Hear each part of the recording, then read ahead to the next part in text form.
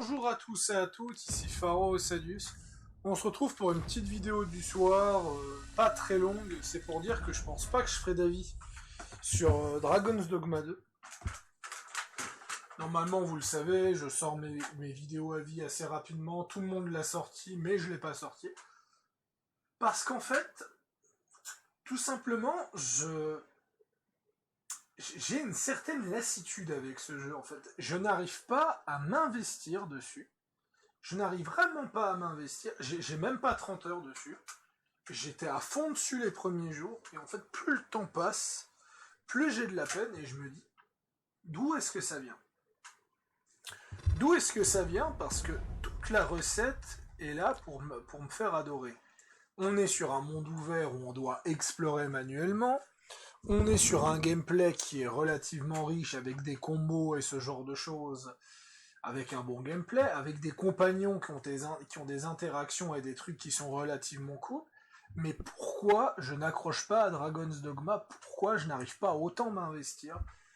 Dans une semaine, le jeu, ça fera un mois qu'il sera sorti. Je me suis dit, comment ça se fait que j'ai même pas 50 heures, en fait.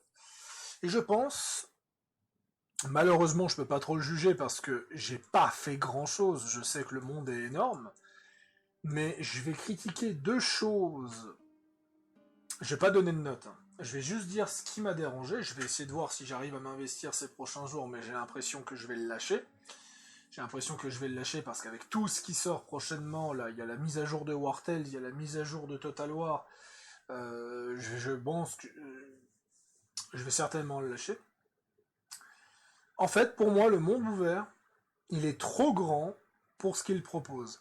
En fait, là, ce qu'on peut voir sur la map, c'est qu'il y a 5 grottes. Il y a 5 grottes. Et en tout, en 30 heures, j'ai visité que 5 grottes. Tout le reste, c'est gobelins, sauriens, gobelins, sauriens, gobelins, sauriens, gobelins, sauriens. Et les boss, c'est troll, cyclope, minotaure. Troll, cyclope, minotaure. Je sais pas si le bestiaire s'améliore dans les autres zones, mais je me suis dit, mais c'est pauvre en fait. C'est hyper pauvre. Je trouve que le monde est assez terne, qu'on en fait vite le tour, en tout cas dans la première zone. Et le roster, c'est l'un des rosters les plus pauvres que j'ai dû voir, et je pense que c'est certainement ça, que c'est un monde ouvert qui est à la fois trop vide, pour comparer les distances. Les distances qu'on traverse sont beaucoup plus grandes que dans Starfield. À la différence, c'est qu'on a toujours des mobs. Il y a une tétrachie de mobs, c'est absolument abusé. On ne sait pas comment les gens dans l'univers de Dragon's Dogma arrivent à vivre en fait, parce qu'il y a littéralement 15 gobelins chaque 3 mètres. C'est vraiment abusé. Donc honnêtement, je vais être honnête, je ne vous promets rien pour ce qui est de la... Comment dire ça? Je ne vous promets rien pour ce qui est de ma vidéo avis sur le jeu. Franchement, je préfère... je préfère vous avertir, parce que je sais que vous me suivez certains.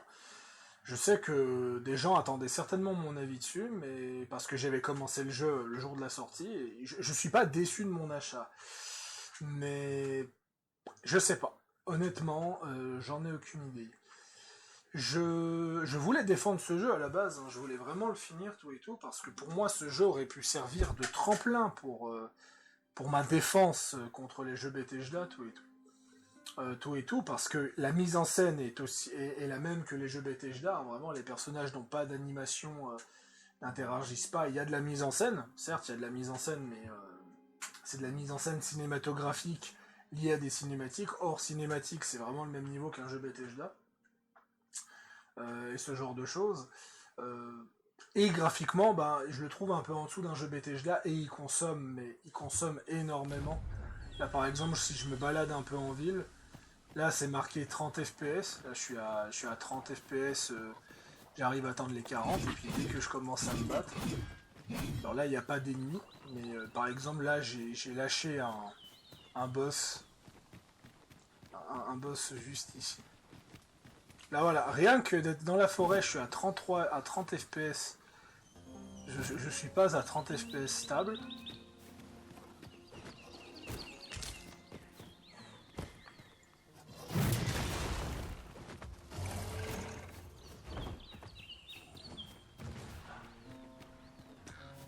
Et dès que je commence à frapper les ennemis... Ouais, ça va, ça va encore.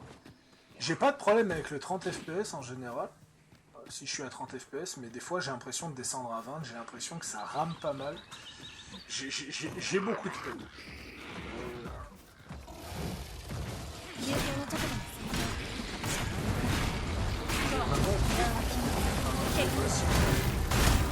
Par contre le boss je suis à 1030.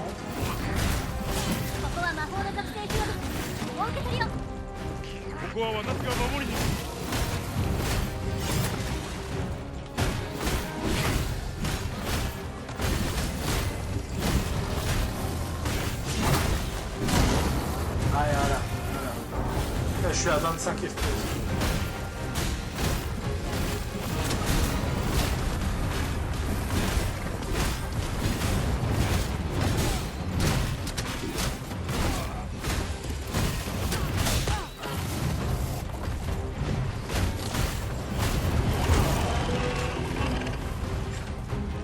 Le gameplay il est fun, mais...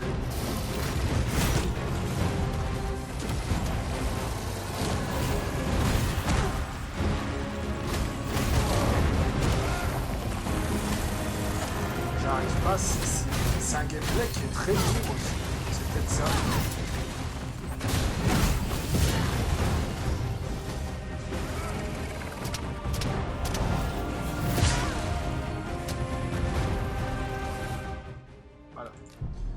On va pas réessayer plus, c'était juste pour un test.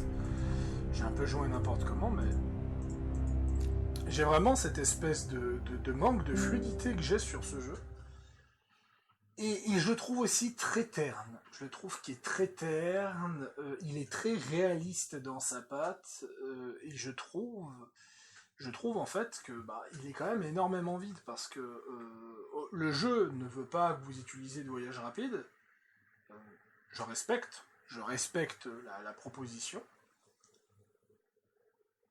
Mais par contre, ouais, pas de voyage rapide, mais bon, pour se taper des hordes de mobs, des fois un peu trash tier, pendant 30-40 minutes pour atteindre une mission, je suis pas hyper convaincu par la proposition du jeu. Donc voilà, donc c'était pour vous avertir, il faut pas vous étonner il faut pas vous étonner en fait si je ne sors pas de vidéo là-dessus. Parce qu'avec War Tales, avec la saison d'Overwatch qui arrive, avec le fait que je fais des sessions de Baldur's Gate, un moment je pense que je vais le lâcher. Un moment je pense que je vais perdre le mood. Je vais perdre le mood définitif de ce jeu. Et le jour où je perds le mood définitif, ça sert à rien. Ça sert à rien. J'ai déjà perdu le mood définitif de Suicide Squad, à cause de son putain de bug de ses grands morts et ce genre de choses. Mais ouais, cette année elle est particulière, parce que c'est que des jeux qui m'intéressent. Mais je n'arrive pas à en finir un seul. Le seul jeu que j'ai techniquement fini cette année, c'est Skull and Bones. Voilà, et encore, Skull and Bones, je l'ai acheté pour faire plaisir à un pote à la base. Donc, je n'arrive pas à savoir ce qui se passe. Je n'arrive pas à trouver quelque chose pour me motiver. Et on faudra voir. Je m'excuse d'avance. Je ne comprends pas pourquoi je n'arrive pas à accrocher, mais vraiment, j'arrive pas à m'investir. Et depuis que j'ai le jeu, je me suis dit, il y a un truc qui me dérange. Mais je sais pas ce que c'est. Est-ce que c'est le style de combat? Est-ce que c'est le combat qui est trop lourd? Est-ce que c'est la map qui est trop grande? Est-ce que je m'emmerde? Je sais pas. Je sais absolument pas, et ce genre de choses. Voilà, et là, j'essaie d'y jouer tout et tout. Ça fait combien de temps que je joue depuis que j'ai lancé le jeu? Ça fait 40 minutes, et en fait j'ai fait que de marcher. J'ai fait que de marcher. Et pourtant les quêtes secondaires, je trouve qu'elles sont bien écrites, je trouve que c'est cool, et c'est très con, parce que si je devrais dire un avis honnête, le jeu est bon. Le jeu est bon, il a des bonnes quêtes secondaires, la trame principale est intéressante, le gameplay de combat est fun, mais j'y arrive pas. Je n'ai aucune idée pourquoi. Je n'y arrive pas. Est-ce que c'est le problème d'optimisation? Est-ce que c'est un manque d'investissement? Aucune idée. Bref. Je ne vais pas vous embêter plus avec ça. C'était pour faire ma petite vidéo du soir, histoire de me détendre, vu qu'il m'est arrivé quelques cocasseries. Et puis je vous dis à la prochaine.